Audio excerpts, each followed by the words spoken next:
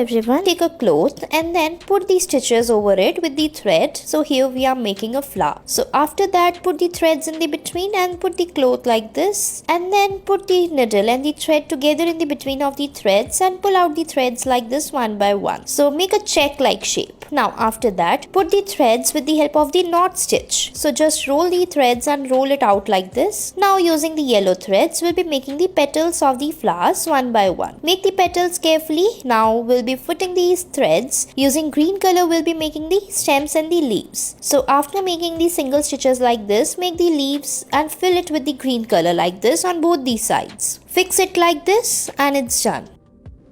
Next, take a green color thread and put it one by one with the help of the needle like this. Fix it as shown in the video and put these stitches. Now put the stitch on the sides like this and on the other side as well. Now on the top, we'll be taking a comb and then fix the thread like this of the red color and put it one by one like this. Keep repeating these steps again and again. Now fix it like this and put the thread again down and remove the comb and fix it like this and your flowers are ready.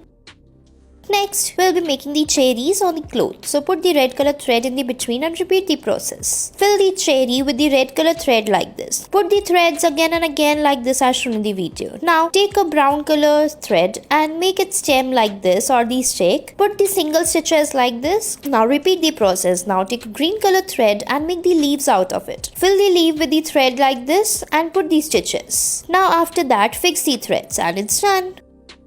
Next, draw the circle and then put the stitch one by one like this. So put the threads carefully as we are putting here. Put it one by one very carefully as shown in the video and make the cross like shapes and put the alternative stitches. Follow the same step till the end and join the circle like this. We'll be putting the thread on the downside and it's done. Thanks for watching our video.